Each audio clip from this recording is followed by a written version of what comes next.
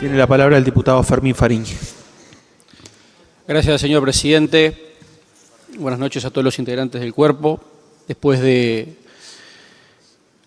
más de, creo yo, 12 horas de debate de un tema complejo, de un tema movilizador, de un tema que busca justamente una reflexión profunda, sobre todo cuando claramente los relatos tocan la fibra. No hay forma de avanzar en un estudio de un tema tan relevante con fría neutralidad. No es posible hacerlo y no estoy capacitado para hacerlo, no podría exponer de esa manera. Pero sí es cierto también que a la hora de analizar un proyecto de ley, de considerar su contenido, más allá de la subjetividad que hemos escuchado en cada uno de quienes han emitido su opinión con fundamentos que han defendido con argumentos y que pueden ser tan válidos como los que voy a expresar en este momento yo. Creo que a la hora de analizar un proyecto de ley, en lo que me es personal,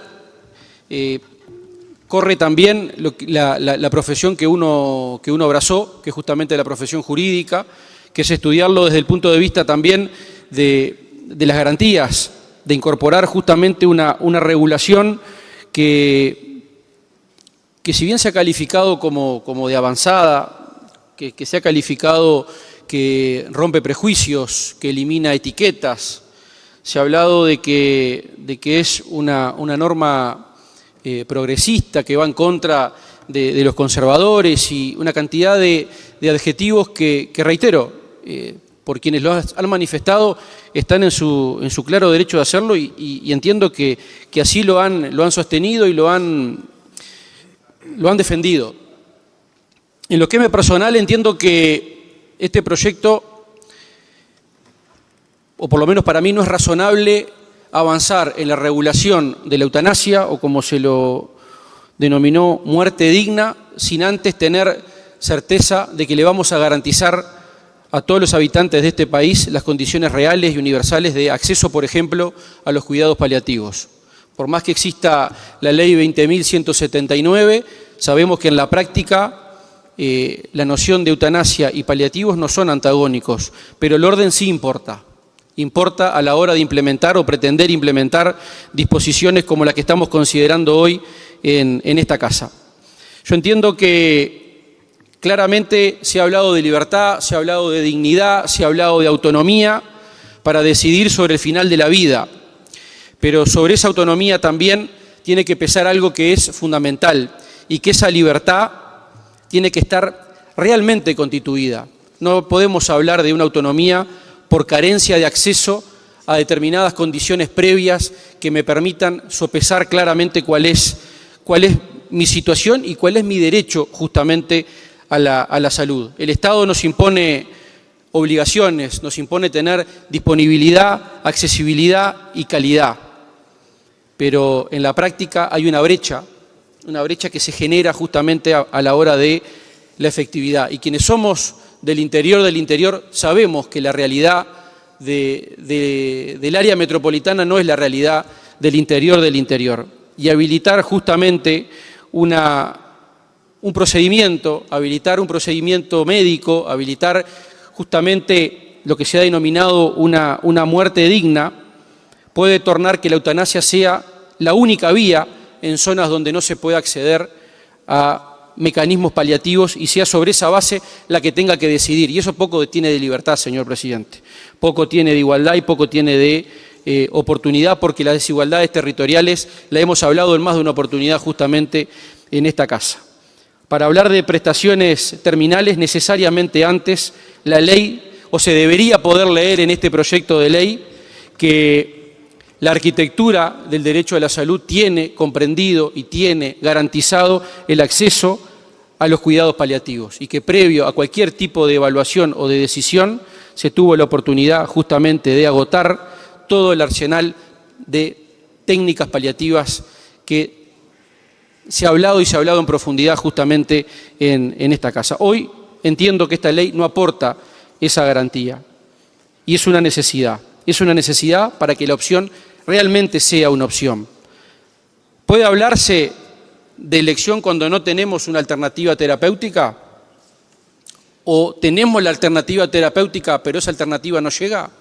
¿O no es accesible a todo el territorio del país?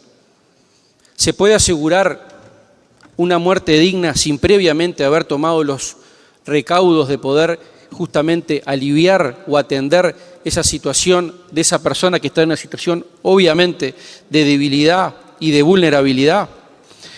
Yo creo, señor presidente, que este proyecto tiene carencias, más allá de que reconozco el trabajo realizado en la comisión, de las horas de trabajo, de la voluntad que cada uno de aquellos que integran la comisión desde su punto de vista y su real saber y entender le ha aportado al trabajo en comisión, pero también a la hora de analizar el informe en minoría, tengo que decirlo, señor presidente, entiendo que falta aún incorporar mecanismos que permitan garantizar justamente las condiciones de acceso y sobre todo también que a la hora de analizar lo que bien dice el propio artículo 2, sobre todo el análisis de encontrarse psíquicamente apto, se cuente con los mecanismos y los recursos para que esa evaluación sea tal, sobre todo cuando también en esas desigualdades territoriales, en esas brechas asistenciales, sabemos que al norte del Río Negro se radican solamente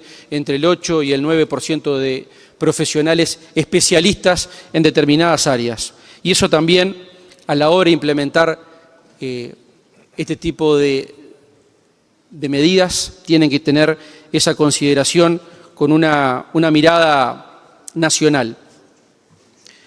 Yo creo que esta noción de equidad territorial tiene que estar sobre la mesa a la hora de justamente avanzar en una mirada amplia que, reitero, no abordo en aspectos filosóficos y de credos, porque entiendo que en esta instancia lo que le puedo aportar a la Cámara es una reflexión que esté asociado también al aspecto de los controles. No estoy de acuerdo con que sea un control a posteriori, señor presidente. Yo entiendo que acá tiene que aplicarse justamente un mecanismo de triple candado. Tiene que haber un control anterior que tiene que ser imprescindible, tiene que haber un control concurrente y tiene que haber un control a posteriori, porque estamos hablando de una decisión de última ratio, estamos hablando de una decisión además que la preceden otras disposiciones, porque nuestro marco normativo nacional cuenta con la ley 18.473 de voluntad anticipada. Esa ley es derecho vigente en nuestro país. Y es necesario también ahondar y en generar la conexión necesaria entre las disposiciones, sobre todo cuando se pretende regular una medida como es justamente la eutanasia. Y no queda otra forma de analizar estos aspectos que poner en la balanza lo que es el derecho a la protección en el goce en la vida que establece el artículo 7, como también considerar lo que es una muerte digna. Pero como dije al principio, no se puede abordar estos temas con neutralidad. No se puede abordar estos temas sin hacernos preguntas. ¿Es posible una regulación de este tema sin que se produzcan los deslizamientos hacia casos no deseables? ¿Tenemos hoy los mecanismos y la robustez institucional para garantizarle a la ciudadanía y a los habitantes de este país que esto no va a suceder? Yo creo que no, señor presidente, porque esa pendiente resbaladiza, que más allá de una figura argumentativa y que todos han mencionado en más de una oportunidad, no la podemos dejarla de lado, porque es una pendiente que termina siendo lógica muchas veces, sobre todo con ese contexto de realidad. Y hay que buscar las herramientas para que en este caso se puedan prevenir los abusos, porque más allá de la estatura profesional que tienen los médicos en nuestro país, sabemos también que la propia formulación del texto normativo puede llevar a vacíos interpretativos que deriven también en aspectos de responsabilidad. Y tenemos que proteger también a los más vulnerables, ya se ha dicho aquí en más de una oportunidad, sobre todo ante la posible presión social, familiar, económica, por optar por una vía que no es la más adecuada para él, y es necesario además que tenga la información oportuna y en el momento justamente para tener esa correlación entre la causalidad o la casualidad y la realidad y el contexto con una situación que además es extremadamente dolorosa.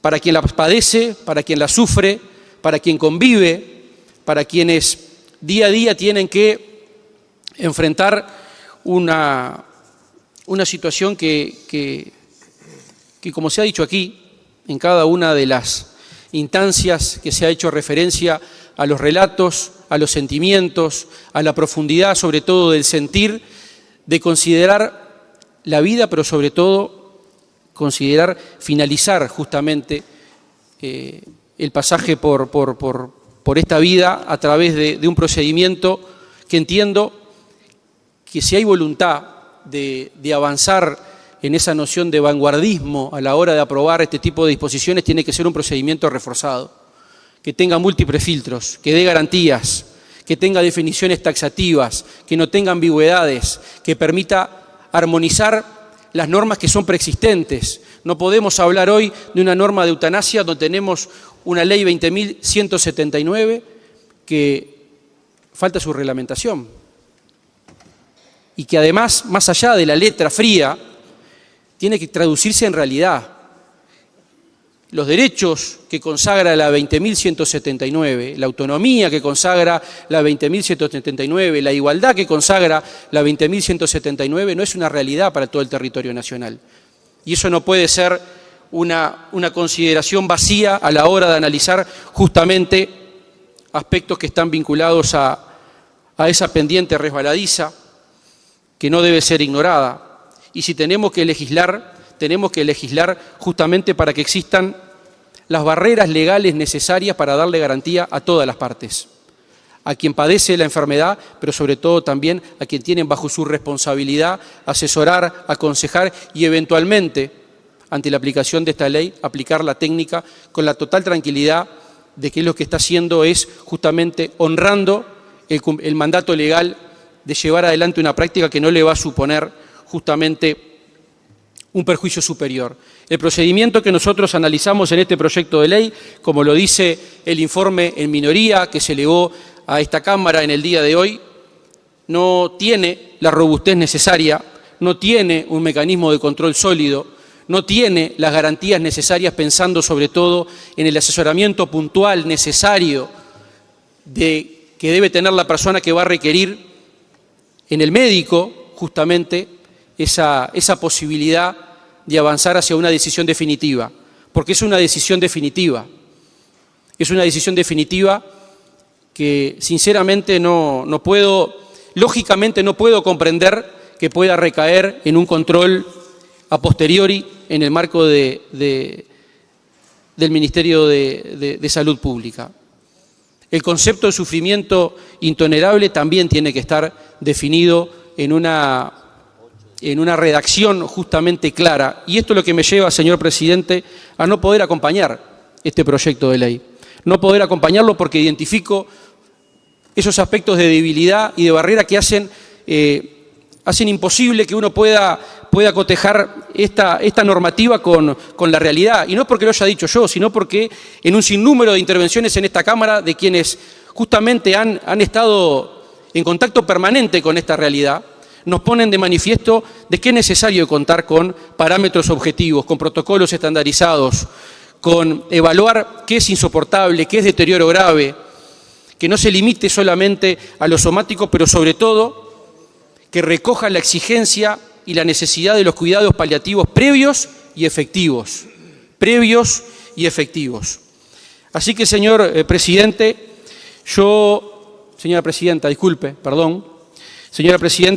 voy a manifestar desde ya mi voto negativo a este proyecto de ley porque entiendo que las consecuencias hoy no las podemos valorar en su total dimensión porque necesitamos una regulación justamente que atienda a esas consecuencias, pero el deber prioritario no es proporcionar una solución inmediata, es proporcionar justamente una solución que le permita a la persona, a su familia, a su entorno, justamente un acceso digno a las etapas previas y sobre todo a los servicios de atención médica que la persona se merece. Porque cuando se habla de libertad y se habla de oportunidad, se habla también de merecimientos y de derechos. Y por lo tanto, no puedo hablar de una, y ya cierro, señora Presidenta, no puedo hablar de una habilitación de la eutanasia sin dejar establecido justamente una disponibilidad real de servicios médicos en todas las áreas donde sea necesario, y no me queda otra, obviamente, que plantear mi objeción y mi rechazo enfático a este proyecto de ley. Muchas gracias. Gracias, diputado. Tiene la palabra ahora la diputada María Araujo. Gracias, señora presidenta. Gracias, diputada Diana Noy, por reabrir tus heridas y hablarnos con el corazón. Resulta casi frívolo poder hablar después del testimonio de nuestra compañera. Pero bueno, también para mí, en lo personal, este es un tema particularmente fuerte, y además me parece que esta noche vuelve a ser una noche muy importante para el Legislativo Nacional. Voy a tomar algunas consideraciones de un coloquio que se realizó el 4 de diciembre del 2023, de reflexiones universitarias acerca de la eutanasia que hoy están totalmente vigentes. Diego Pérez, en su momento asistente académico del rectorado, explicaba que esta actividad había sido organizada por la universidad, incluyendo reflexiones académicas sobre esta temática con expertos y expertas de la Facultad de Medicina, Enfermería y Derecho, profesionales de la psicología, así como de representantes de la sociedad civil. Consideraban el proyecto que había sido debatido en la Cámara de Representantes en el 2022 y sus perspectivas jurídicas, bioéticas, médicas y de la sociedad civil, donde participaron Ítalo Bob, docente de la Facultad de Ingeniería de la UDELAR e integrante del colectivo Muerte Asistida Digna en Uruguay, Marianela Barcia, integrante de la Unidad Bioética de la Facultad de Medicina de la UDELAR, Germán Aller y Hugo Rodríguez. Particularmente tomaré citas de Bob, que señaló que desde el 2018 la Muerte Asistida Digna de Uruguay, MADU, ha intentado trabajar para que en el Uruguay exista una ley que permita que la eutanasia sea legal para quien la necesite. Desde entonces, el grupo ha venido estudiando la legislación en diferentes países. Sostenía que en el mundo estas normativas tienen en común una condición única, que la persona la solicite voluntariamente y además que esta persona tenga una condición de salud que le genere un sufrimiento insoportable e irreversible. Y este proyecto de ley lo considera. 250 millones de personas vivían entonces en países o regiones donde la eutanasia es legal en alguna de sus formas. Y si se agregan aquellos países donde la Suprema Corte de Justicia dictaminó que debería ser legal, como Colombia, Italia y Alemania, alcanza a más del 5% de la población mundial. Bob señaló que, según entiende MADU, se han manejado conceptos erróneos. Uno de ellos es que la eutanasia va en contra de la ética médica. Aclaró que la Sociedad Médica Mundial ya en el 2019 eliminó del Código Ético Mundial esta prohibición. Otro de los argumentos contrarios responde a que los cuidados paliativos eliminan el dolor y por lo tanto no es necesario el derecho a la eutanasia. Aseguró que esa afirmación es falsa, ya que entre un 5 y un 10% de las y los pacientes que reciben cuidados paliativos son refractarios a la medicación. Es decir, que a pesar del tratamiento siguen sintiendo sufrimiento físico y psíquico. El diputado Bierri y yo, evidentemente, leímos el mismo material. También se sostiene que es necesario que antes que se aplique la eutanasia, el 100% de las personas hayan pasado por cuidados paliativos. No son excluyentes, nadie está eliminando la ley de cuidados paliativos. Ahora bien, no se puede obligar a una persona a recibir tratamiento médico. La libertad del paciente indicaría que la persona tiene derecho a decir que no, o porque sabe cuáles son las consecuencias, o participa del tratamiento hasta cierto punto porque no quiere terminar en coma y no poder decidir. También indicó que otro de los argumentos negativos es que el derecho a la eutanasia perjudica a los más pobres. Sin embargo, se entiende que los ricos también solicitan eutanasia, pero los ricos no sufrirían tanto porque tienen acceso a cuidados paliativos de excelente calidad, pero en el momento en que no quieren sufrir más, consiguen la posibilidad de eutanasia aquí y en cualquier parte del mundo. Debemos sincerarnos socialmente. Barcia entiende que el concepto de dignidad es central en esta discusión y es fundamental para la bioética. La muerte digna es algo que cualquier persona dentro de este debate debería respetar. Y esto se une con la propuesta de la filósofa Carol Gilligan, que refiere a la ética del cuidado, que señaló que dentro de estos cuidados está no imponer valores morales y respetar, porque la dignidad está asociada a la idea de justicia y de autonomía, lo que implica escuchar la voluntad de un paciente y su deseo para el final de su vida. Con esta idea no se refiere a personas que quieran terminar con la vida de alguien, sino a personas que atienden al pedido de alguien. Y también consideró que las mínimas virtudes que tiene que tener un equipo de salud para cuidar a un paciente son la empatía y la compasión. Se celebró la instancia porque no debe ser un tema tabú, debe ser discutido abiertamente, vinculándolo con la conciencia moral y atravesando todas las fuerzas políticas. Pero es un tema complejo, porque por un lado nadie se opondría a la eutanasia entendida como una buena muerte, pero abordada en el marco de la tradición médica hipocrática, estaría asociada a un crimen aberrante, a una provisión absoluta, por lo menos en el discurso. No obstante, se tolera mucho mejor una práctica que no se confiesa que establecerla en una norma jurídica, que es lo que estamos haciendo, sincerarnos socialmente.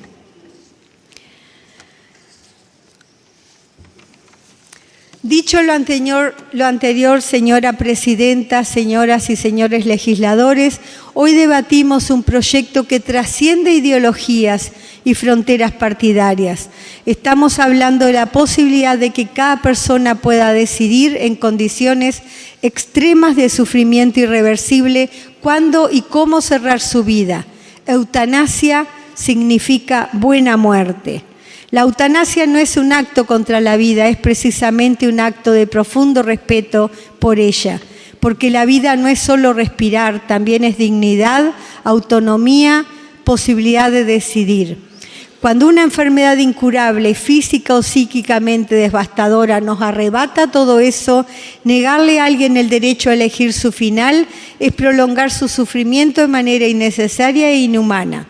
De nada sirve el ensañamiento terapéutico cuando quien padece ni la analgesia lo alivia, quiere descansar y tiene el derecho a decidir que llega hasta aquí. Hoy no discutimos si la vida vale o no la pena. Todos aquí coincidimos en que la vida siempre vale la pena si es el bien más preciado. Discutimos si es el Estado, si puede el Estado en casos excepcionales respetar la voluntad de una persona que atravesando una enfermedad incurable y sufrimientos insoportables desea cerrar su ciclo vital de forma digna, indolora y acompañada. Este proyecto establece garantías claras. La persona debe ser mayor de edad, estar psíquicamente apta, atravesar un padecimiento irreversible e intolerable, expresar su voluntad de forma libre y plenamente informada. Nada de improvisaciones, nada de decisiones apresuradas. Se trata de un proceso serio, con controles médicos con segunda opinión independiente, posibilidad de junta médica, derecho a revocar la decisión en cualquier momento y también la objeción de conciencia para los médicos y todo el equipo. Es una ley totalmente garantista. Quiero decirlo desde lo personal, quienes hemos acompañado a familiares, amigos y en procesos de enfermedad terminal, sabemos lo que significa el dolor que no cesa. Sabemos lo que es ver cómo los días se estiran sin esperanza. Y también sabemos lo que duele no poder aliviar ni al alma. Y el hasta aquí llego soberano y libre que decía María Inés. Aprobarla es asumir que el Estado debe garantizar no solo el derecho a vivir con dignidad, sino también el derecho a morir con dignidad. Los legisladores somos personas. Es inevitable pasar las leyes, los que legislamos por nuestra razón, pero también por nuestro caracú, por nuestro tuétano, por nuestra subjetividad. Por eso hoy voto afirmativamente, porque creo en la libertad de decidir, porque creo que un parlamento está para ampliar derechos, no para restringirlos, y porque estoy convencida de que el verdadero respeto a la vida también implica respetar la voluntad de quien, en su última etapa, decide poner fin a la misma, o por dolor físico y psíquico, o porque ha aceptado mansamente la finitud, esa finitud que camina con nosotros desde el nacimiento mismo.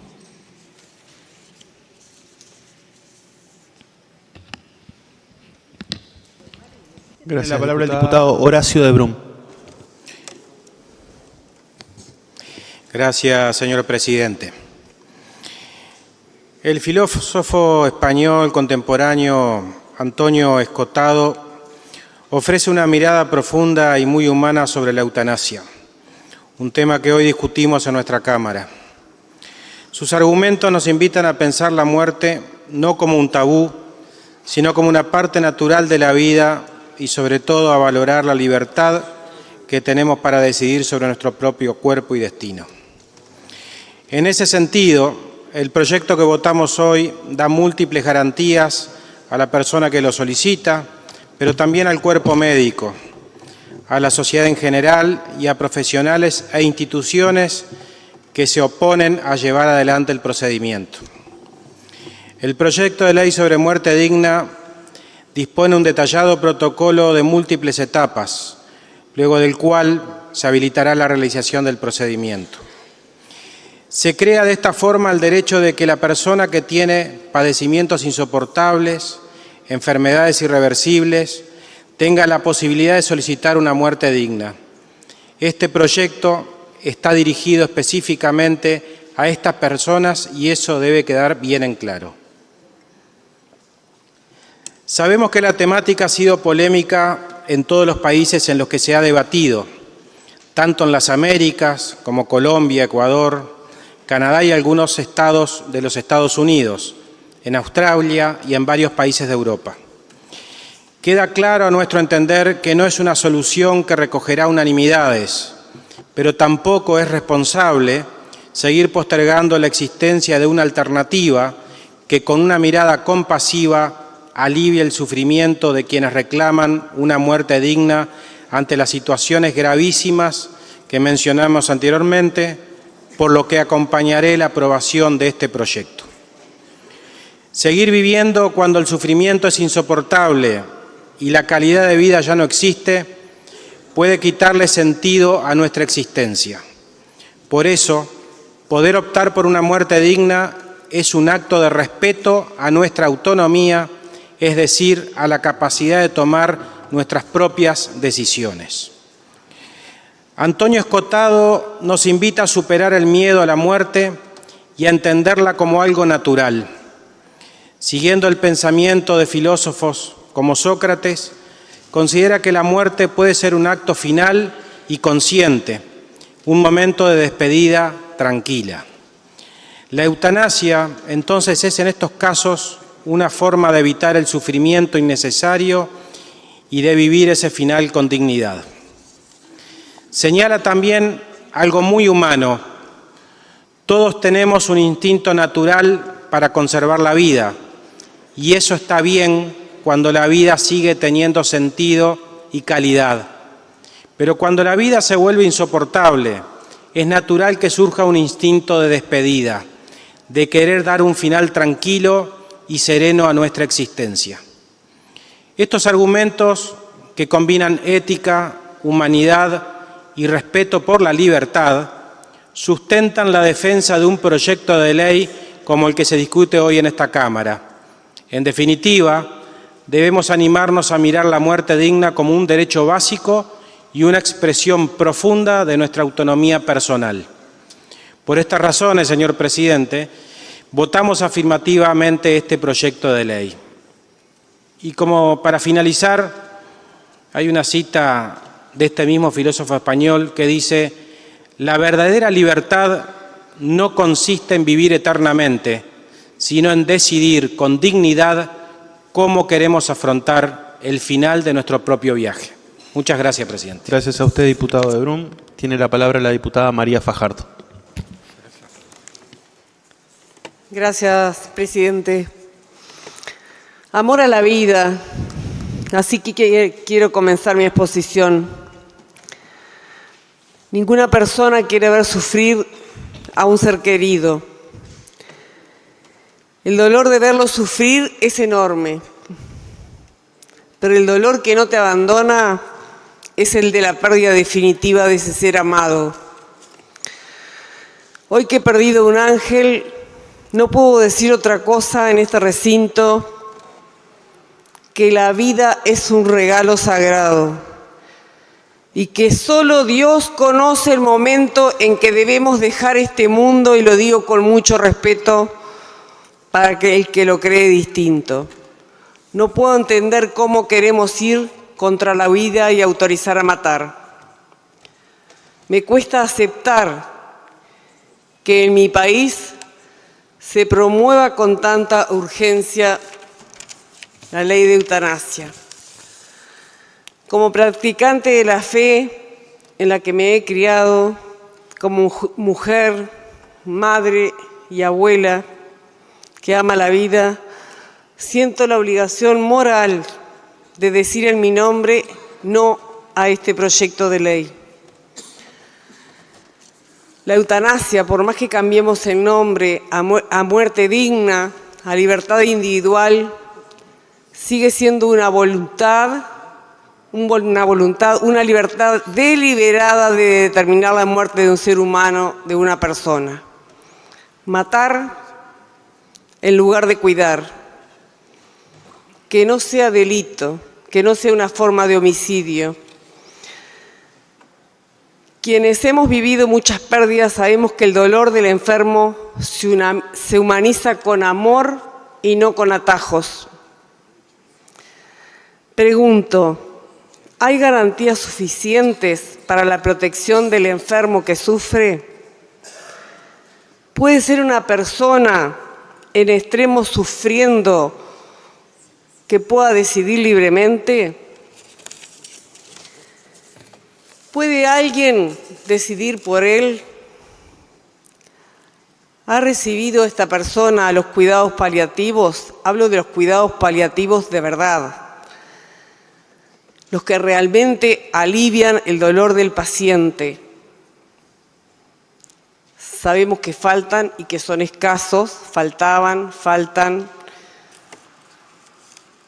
y todos somos conscientes de eso. Con esos cuidados que alivian, eso sí es recorrer el final del camino con dignidad, con el alivio del sufrimiento. Me preocupa qué mensaje le damos a los jóvenes. ¿Les decimos que cuando la vida duele hay un atajo? A esta altura de la vida que hablamos tanto del índice de suicidio, ¿eso queremos transmitir? ¿Eso queremos enseñarle a nuestros hijos y a nuestros nietos? Estoy segura que no. Hay gente que sufre mucho y no físicamente. La angustia, la tristeza, la soledad, el abandono, presidente, la falta de amor hace doler el alma y mucho. Aunque sea un intangible, que no se puede medir, para el que lo siente puede ser un dolor más grande que tenga en su vida que otra cosa, y no por eso lo calmaremos con la eutanasia. Les decimos que como no hay para detener ese dolor tan imponente, la vida no tiene valor, es necesario seguir viviendo y entonces tenemos la eutanasia. Me aferro a que deberíamos fortalecer al extremo los cuidados paliativos, fortalecer la atención psicológica, apoyar a las familias, invertir en presencia real, humanizadora, recursos humanos preparados, empáticos. No es necesario seguir legislando. Apoyemos, dotemos de recursos a los cuidados paliativos. Todos sabemos que tenemos muy buenos paliativistas, pero que no alcanzan aún. Desde el Estado, los gobernantes debemos transmitir que la vida siempre vale la pena, presidente. Aun cuando no me considere útil, aun cuando no produzca, aun cuando dependa de otros, aun cuando tenga una discapacidad o una edad muy avanzada. Estamos claudicando a no aplicar las leyes que ya existen, a emplear los cuidados paliativos en serio en lugar de adelantar la muerte a la que todos vamos.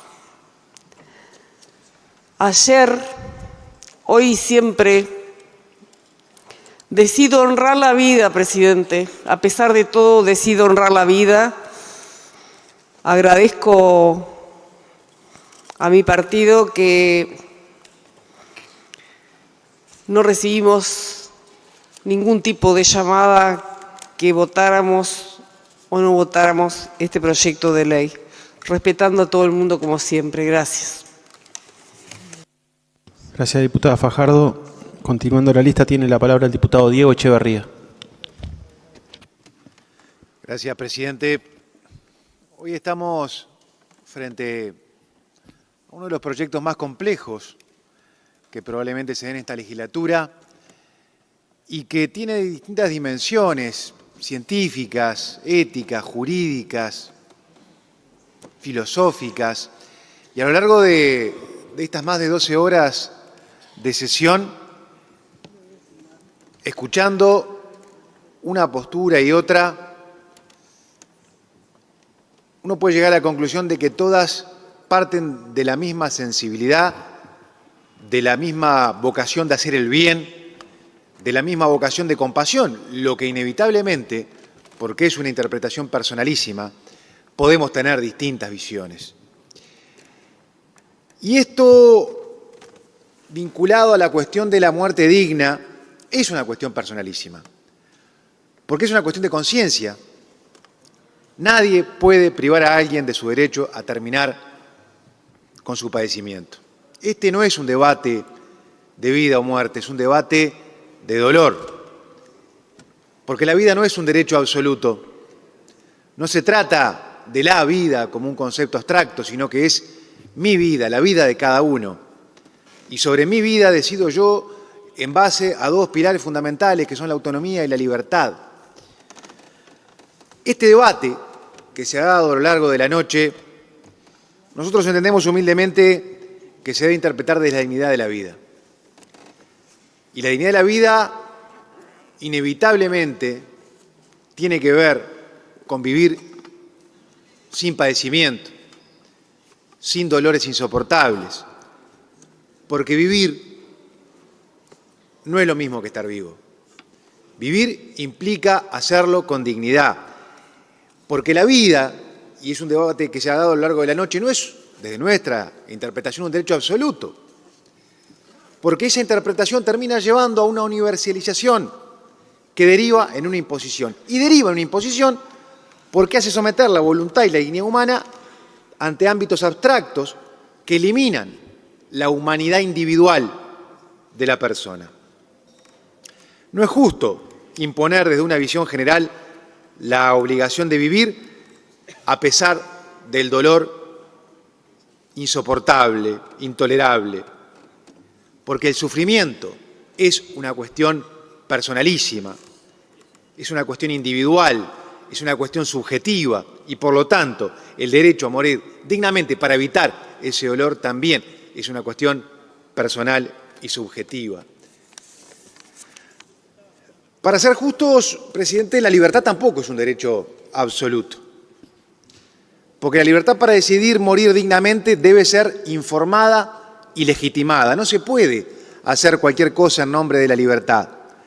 La libertad, al igual que la vida, necesita analizarse en un contexto, en una coyuntura, donde esa libertad tenga todas las garantías de poder elegir.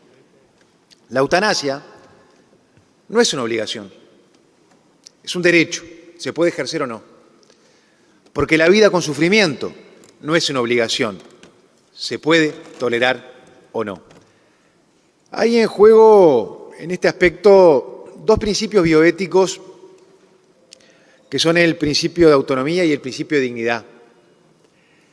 El principio de autonomía refiere a la autodeterminación de la persona para tomar decisiones que afectan su vida, su integridad física, su integridad psicológica, su sufrimiento, su personalísima realidad.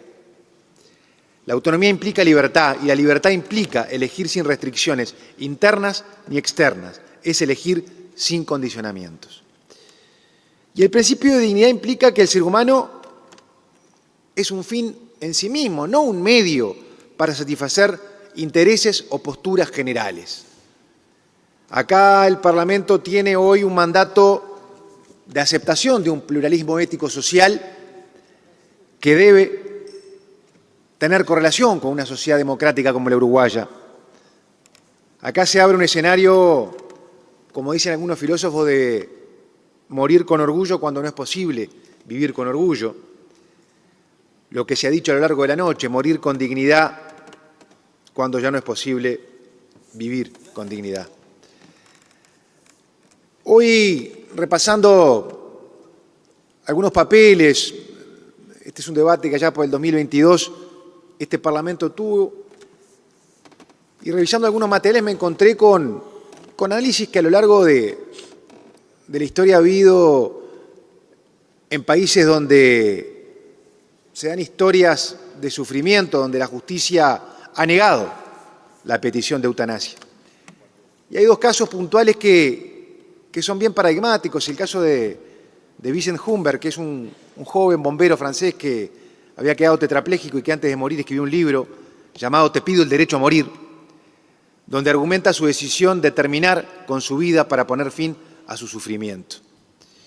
O el caso de Ramón Sampedro, un marinero y poeta español, cuya historia incluso fue llevada al cine en una película que se llama Mar Adentro, donde solicitó la eutanasia a la justicia española y ésta lo denegó.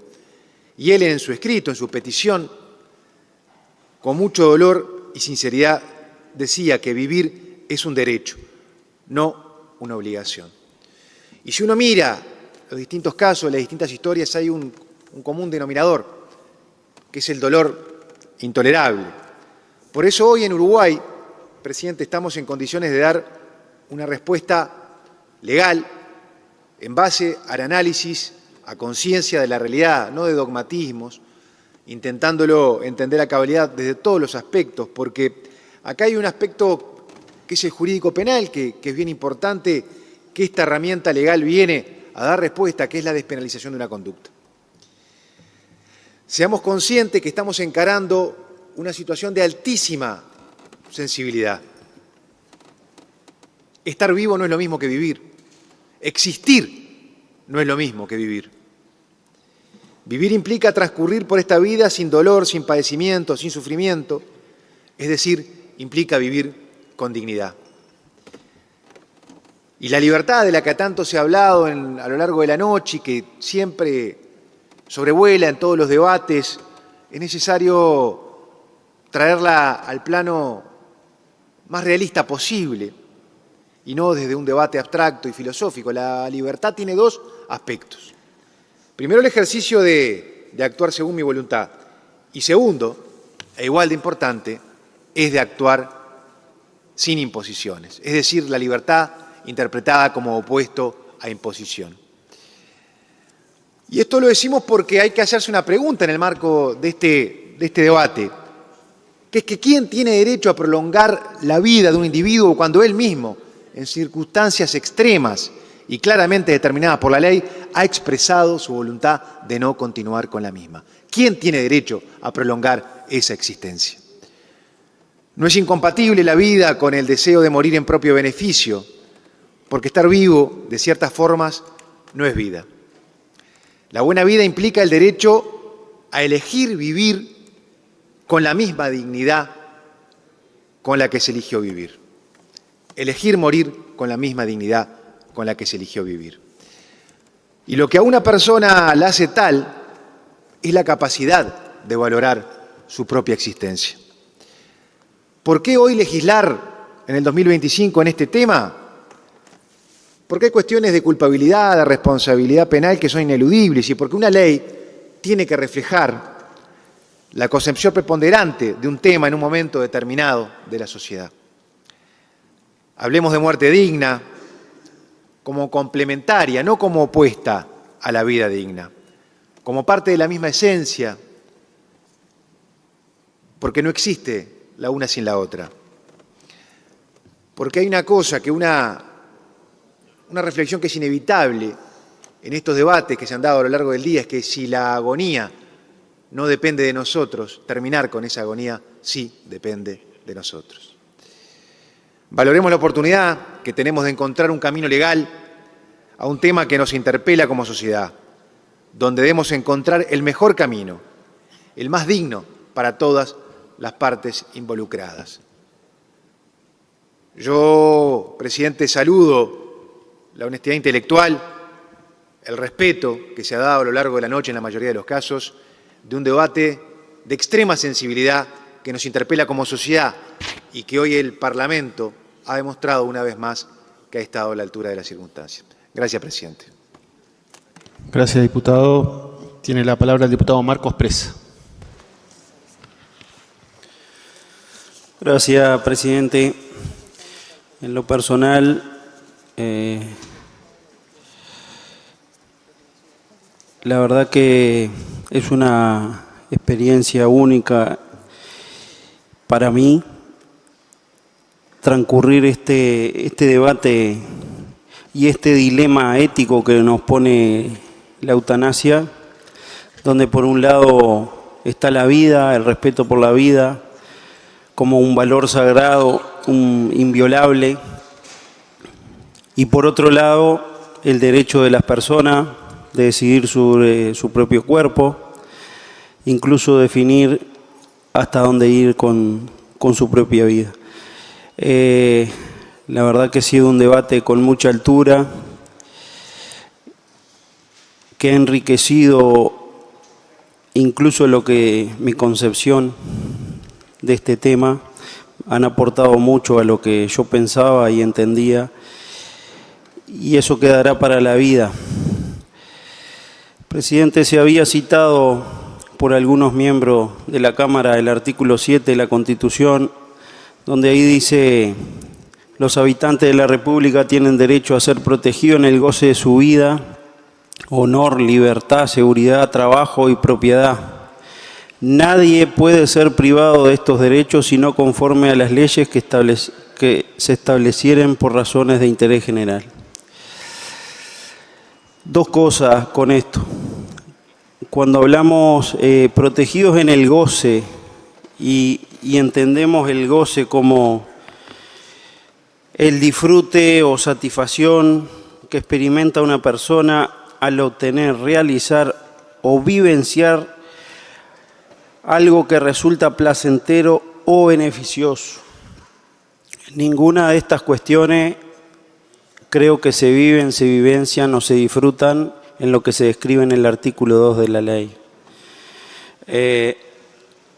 donde hablamos de sufrimiento insoportable, enfermedades irreparables, irreversibles. Creo que ahí no, en ese momento no estamos gozando de la vida, haciendo cita al artículo 7 de la Constitución. Por otra parte, presidente, en todo momento se ha hablado de la vida, y por lo menos yo así lo interpreto, separada de la muerte. Y la vida y la muerte son inherentes a la persona, ninguna está separada de las personas. La vida por su lado la transcurrimos, y obviamente que no podemos legislar sobre la muerte porque no sabemos qué pasa después. Ninguno, por lo menos ninguno volvió para contarnos qué pasa después de la muerte. Entonces estamos legislando y tomando decisiones sobre lo que nos pasa en la vida, cómo transcurrimos la vida, y en este caso entender de tomar una decisión que nos lleve a terminar con nuestra vida.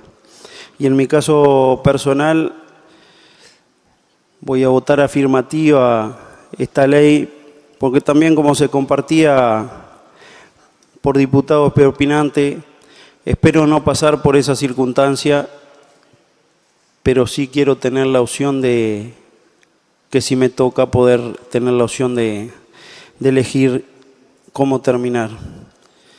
Que en este caso se explicita cómo será, ¿no? No es que vamos a inventar algo raro para morir, se explicita cómo va a ser. Aparte, esta ley tendrá un decreto reglamentario que irá atendiendo muchas de las cuestiones o incertidumbres que se fueron planteando a lo largo de la jornada. Presidente, yo como creo que todos y todas las diputadas y diputados de esta sala, los últimos 2 días antes de hoy, recibí una serie de correos electrónicos de varias personas diferentes, donde se plantearon algunas cosas repetidas, pero algunas otras estaban interesantes en el planteo. Primero que nada, quiero responderle a todas esas personas que leí todos sus correos, los recibí, los leí, y si bien, como ya comuniqué, voy a votar afirmativo el planteo, era una cuestión de respeto responderles que había tomado contacto. Pero hay uno en particular, hay un correo en particular que tomé un extracto donde dice: ¿de verdad piensa que esta ley nos va a llevar a ser mejores personas? A desarrollar la capacidad de amar, de acompañar, de cuidarnos, de ponernos creativos para ayudarnos, a enfrentar sufrimientos que tarde o temprano a todos nos toca enfrentar.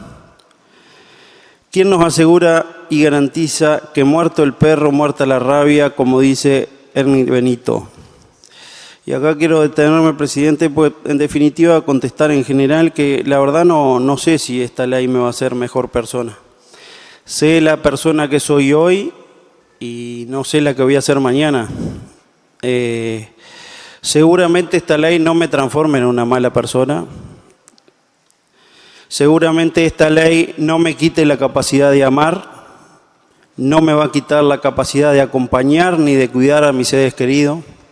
Lo voy a seguir haciendo mañana y hasta el día que me muera.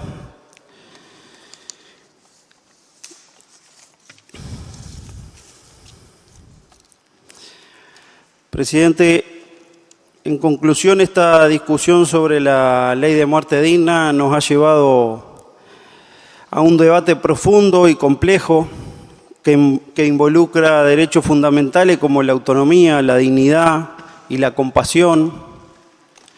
Y es imprescindible que reconozcamos el sufrimiento humano y la necesidad de brindar respuestas legales que respeten y garanticen la voluntad de las personas en las situaciones que se citan en la presente ley, sin dejar de garantizar las salvaguardias éticas y médicas necesarias para proteger a los más vulnerables.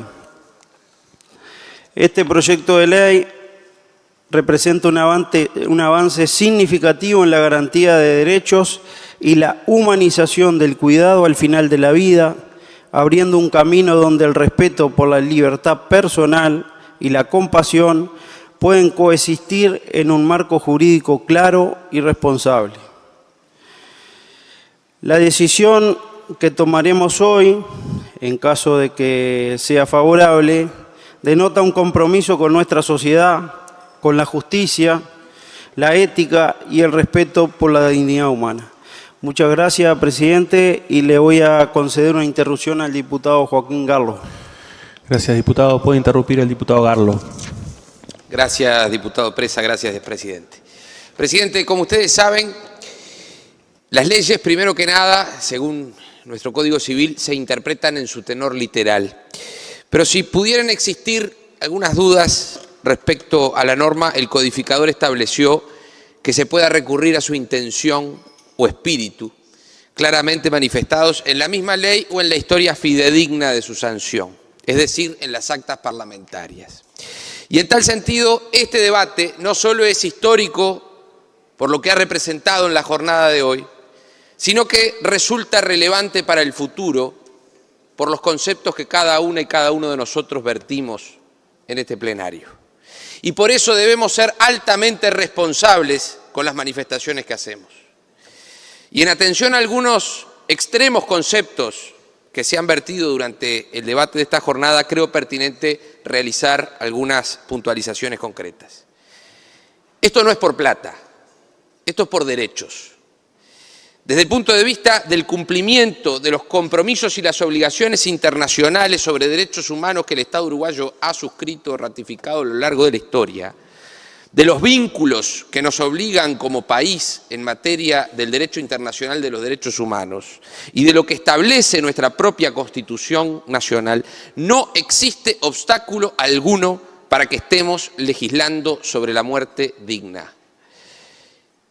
Y conforme a la observación general número 36 del Comité del Pacto Internacional de Derechos Civiles y Políticos, una legislación que regule la muerte digna debe establecer una serie de garantías, una serie de limitaciones, y estas garantías, estos límites, se han cumplido en el proyecto que estamos considerando, y eso tiene que quedar claro. No caben dudas de que la mayor garantía es la ley, como decía la doctora Blengio en la Comisión de Salud semanas atrás. La mayor garantía es la regulación. Y este debate habla de la responsabilidad del Estado en establecer esa garantía a través de un instrumento normativo como el que estamos considerando. Este proyecto resulta no solo acorde con el ejercicio del derecho a la libertad, sino también con las exigencias de la dignidad y del derecho al libre desarrollo de la personalidad que forman parte del estándar de derechos establecido por el ordenamiento jurídico nacional. Las personas tenemos el derecho a disponer en determinadas circunstancias y en atención a determinados procedimientos, aquellas garantías a las que nos referíamos, la forma y el momento de morir, de qué modo, y el Estado debe respetar ese derecho y esas decisiones. Y ahí entra en juego el concepto de la autonomía de los pacientes. Y el proyecto es clarísimo al respecto. El procedimiento para ejercer el derecho de las personas a transcurrir dignamente el proceso de morir, que se reconoce en el artículo 1 del proyecto, requiere sí o sí la iniciativa de quien quiere recibir asistencia para morir. Resultará siempre necesaria la voluntad expresa del paciente, voluntad que además será siempre revocable sin formalidad alguna. No existe la posibilidad de que intervenga un tercero para que el procedimiento se inicie. No hay suspicacia posible a este respecto. El procedimiento se encuentra detalladamente descrito y el articulado establece paso a paso las instancias para que las garantías de los pacientes sean respetadas, como ya se señaló a lo largo del debate en la jornada de hoy. Toda suspicacia posible respecto al uso de este mecanismo para dar muerte a una persona son de pleno derecho y de pique descartables. Toda suspicacia respecto a la regulación de un proceso que permita a familiares o personas con intereses espurios recurrir a este mecanismo para dar muerte a otras no tienen lugar en el texto del proyecto que está a consideración. El procedimiento es claro y es garantista, se ajusta a derecho, respeta los instrumentos internacionales en materia de derechos humanos y sobre todas las cosas respeta la dignidad humana, como bien decía el diputado Presa. Y para terminar, presidente, había una frase de un pensador romano que decía: hombre soy, pienso que nada de lo humano me es ajeno. Y este proyecto es de un elevado contenido humanista y no solo tiene su base en el derecho y la dignidad humana, sino también en la empatía, esa que tanta falta nos hace como sociedad en este tan sacudido mundo en el que vivimos. Gracias, presidente. Gracias, diputado Gallo. Tiene la palabra el diputado Conrado Rodríguez. Muchas gracias, señor presidente. Sin lugar a duda, viene siendo una jornada muy extensa, pero también muy rica en conceptos, de muchas de las cosas que se han dicho. Incluso mirando las posiciones que se han esgrimido, nosotros podemos decir que en algunos momentos lo que sentimos sí es que se han establecido de alguna manera como falsas oposiciones. Bafarreira hablaba del dilema de las falsas oposiciones y decía que hay determinadas circunstancias que generan dicotomías que son artificiales. ¿Por qué decimos esto? Porque obviamente la complejidad del asunto hace que determinada posición no quiera decir que, por ejemplo, no se defienda la vida o no se cree en la vida, como la que defendemos nosotros, que es la posibilidad de que ante determinadas situaciones excepcionales, muy excepcionales, la persona pueda manifestar su consentimiento, pueda manifestar su decisión íntima, su decisión que no se puede trasladar de no sufrir más. Y esa decisión íntima que tiene la persona en ese derecho que es único, no quiere decir que no crea en la vida.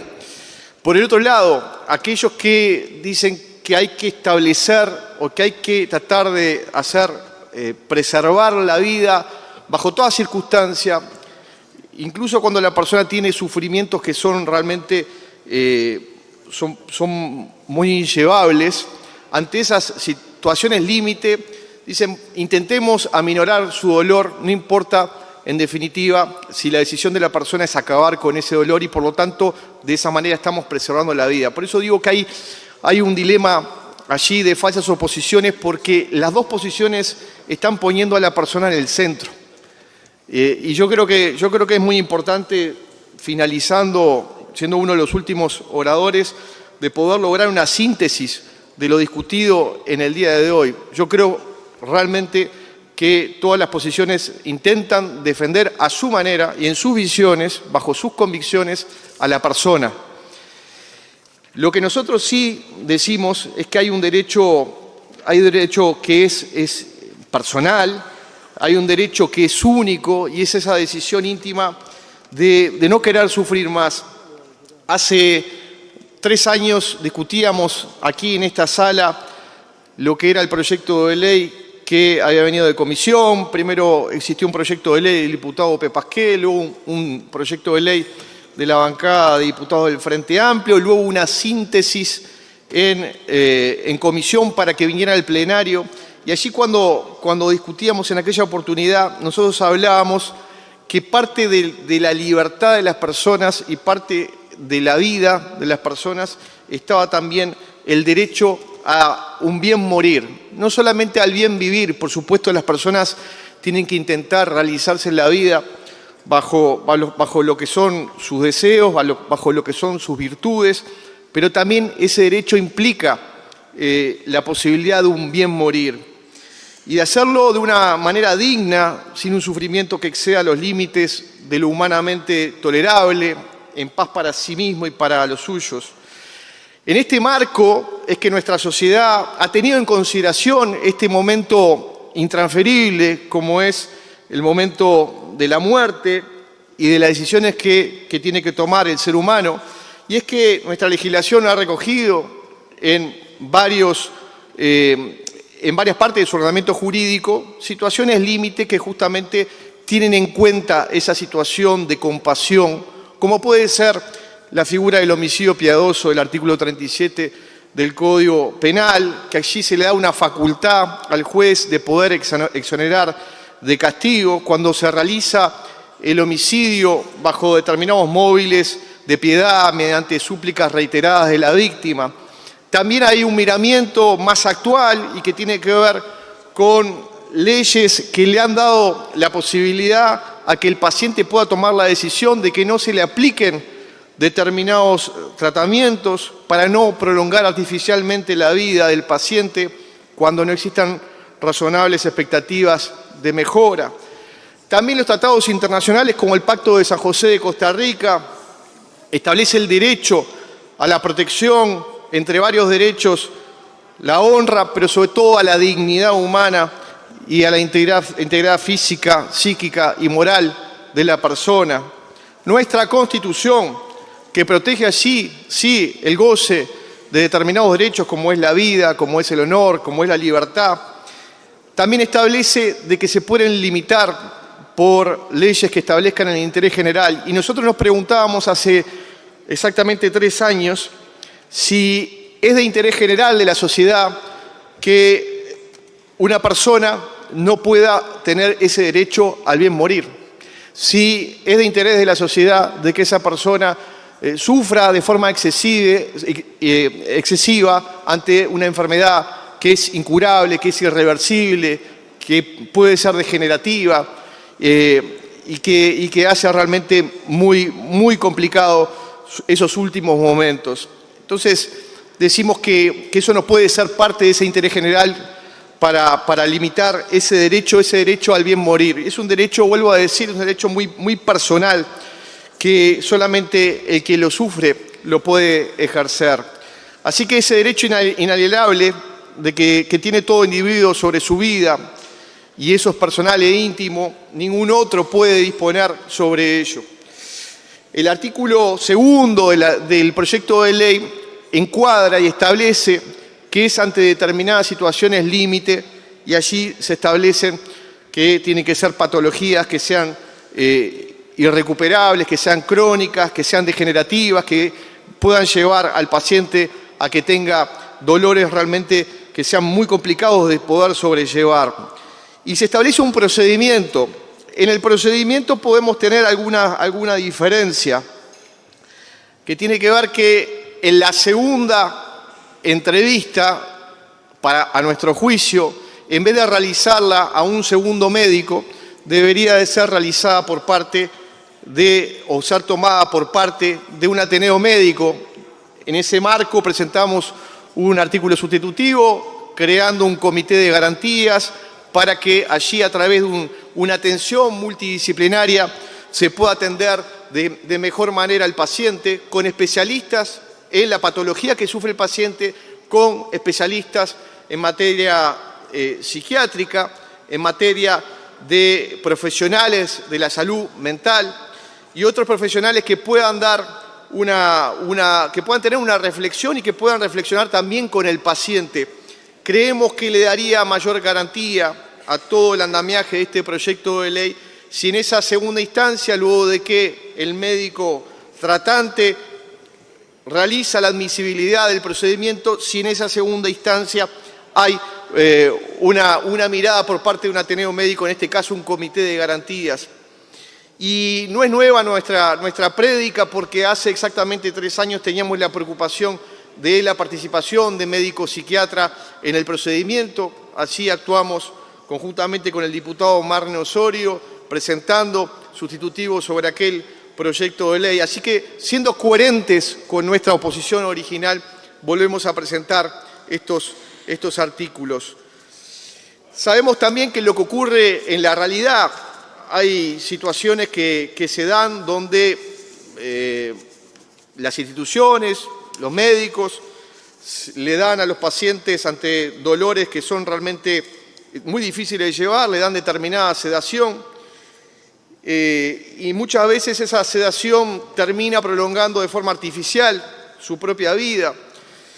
Y ante ese marco es que nosotros entendemos de que tiene que tener la posibilidad el paciente de poder expresar su voluntad. Vuelvo a decir, tiene que ser ante situaciones excepcionales donde la libertad de la persona pueda manifestarse y, en definitiva, pueda acabar con ese dolor.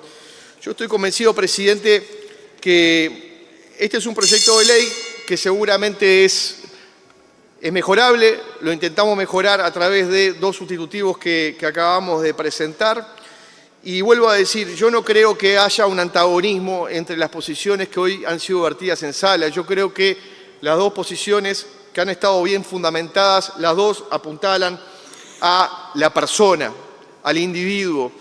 Y yo creo que eso es fundamental. Nosotros, insistimos, creemos que ante determinadas situaciones debe primar la libertad, que es un derecho fundamental, que está consagrado también en nuestra Constitución y que está protegido por la misma, y que esa posibilidad de que la persona dé su consentimiento y su decisión ante esta situación única que le toca vivir. Por último, señor presidente, volvemos a decir que todas las posiciones son atendibles y legítimas y respetamos realmente todas las opiniones, pero en materia de la vida de una persona, nadie puede aseverar que su vida no le pertenece. Esta, a nuestro juicio, tiene un derecho propio, íntimo, consustancial, con su calidad de ser humano, y esta decisión le cupe a esa persona y a más nadie que a ella. No podemos desconocer lo que miles de personas han padecido al ver que sus seres queridos sufren ante el dolor, ante una enfermedad que los llevará indeclinablemente a la muerte. Estamos reconociendo esa situación, dándole dignidad a esta persona, para que su decisión sea fruto, sí, de una reflexión ante una situación grave y que en casos excepcionales, le vuelvo a decir, casos excepcionales, y bajo la voluntad de la persona, dentro del marco de la ley que debe de ser garantista y que debe estar controlada, por eso hay una comisión de revisión, para que se proteja su derecho a decidir sobre su vida y se le dé un mecanismo para ejercer su derecho al bien morir. Muchas gracias, señor presidente. Gracias a usted, diputado.